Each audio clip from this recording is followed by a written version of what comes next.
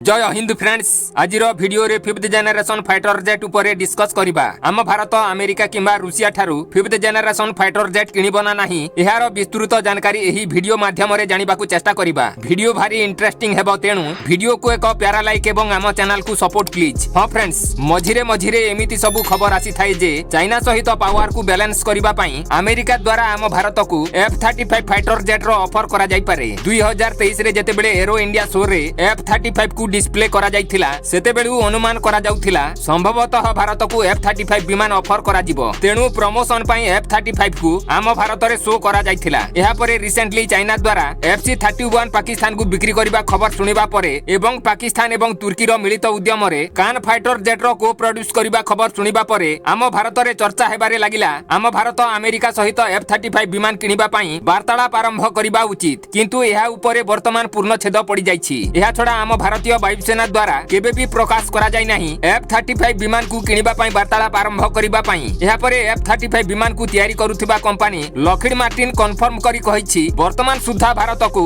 F-35 लढई विमान offer करा जाय नाही एवं एहा को ऑफर करिबा पई कोनोसी प्लान मध्य नाही। वर्तमान भारत को F-21 विमान ऑफर करा जायछि जहा कि F-16 रो हाईली मॉडिफाइड वेरिएंट अटे। एहा को एमआरएफ टेंडर रे भारत को ऑफर करा जायछि। एथिरु आपण माने जानि पारुथिबे आम भारत F-35 को किनिबो एहा को अमेरिका ऑफर करिबो ए सबु मन गढ़ा कथा अटे। एहार कोनोसी सत्यता नाही। वर्तमान रूसिया ऊपर नजर पकईबा। रिसेंटली रूसिया द्वारा आम भारत को एक धमाकेदार ऑफर करा जायथिला। एही ऑफर रे आम भारत को Su-75 चेकमेट विमान को टीओटी सहित मैन्युफैक्चरिंग करिबा पई प्रस्ताव आसीथिला। एहा छडा Su-75 विमान तयारी होई भारतर आवश्यकता पूर्ण हेबा परे फॉरेन कंट्री को एक्सपोर्ट करिबा प्रस्ताव रखा जायथिला। सेथि पई रूसिया आम भारत सहित गवर्नमेंट टू गवर्नमेंट डील चाहुथिला। जदि आम भारत एमआरएफ टेंडर को कैंसल करी एहा जगह रे Su-75 को किनिबो तेबे Su-75 रो कंप्लीट प्रोडक्शन लाइन भारत रे स्थापन करिबा को सुखोई तरफरु ऑफर करा जायथिला। वर्तमान जेउ सुखोई विमान रो प्रोडक्शन लाइन रहिछि सेठारे एहा को प्रोडक्शन करा जाय पारे। ब्रह्मोस मिसाइल भली एहा को निर्माण करी विदेश को एक्सपोर्ट करा जाय पारिबो। एही प्रस्ताव आम भारत पई गोल्डन अपॉर्चुनिटी अटे जहा कि आम Bharat low cost 5th generation fighter jet को हासिल करि पारे एवं एमआरएफ टेंडर रो 4.5 जनरेशन विमान परिवर्ते 5th जनरेशन रो विमान मिली पारिबो। किंतु वर्तमान भारतीय वायुसेनार जने अधिकारी कहवा मुताबक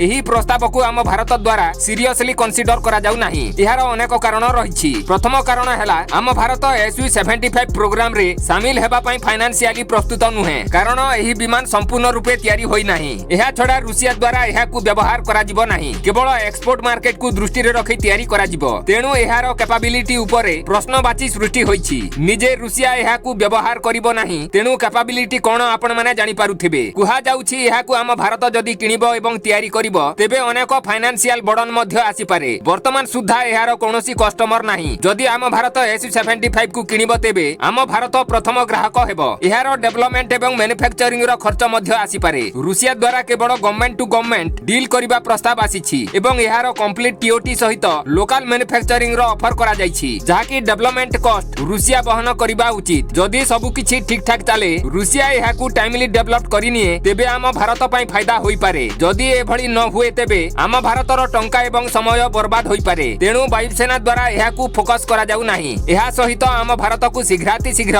5th जनरेशन विमान रो जेउ आवश्यक थिला ताहा धीरे धीरे दूरेई जाउछि। एपटे आम भारतर चिर शत्रु देश चीन एवं पाकिस्तान 5th जनरेशन विमान को नै रणहुंकार देउछंती। तेबे आपण माने कमेंट करी कहंतु आम भारत स्वदेशी एमका प्रोग्राम उपरे फोकस करिबा उचित ना नाही। एमिति डिफेंस रिलेटेड वीडियो प्रतिदिन देखिबा पई आम चैनल को सब्सक्राइब करिबा सहित वीडियो को लाइक शेयर प्लीज। जय हिंद, थैंक्स फॉर वाचिंग।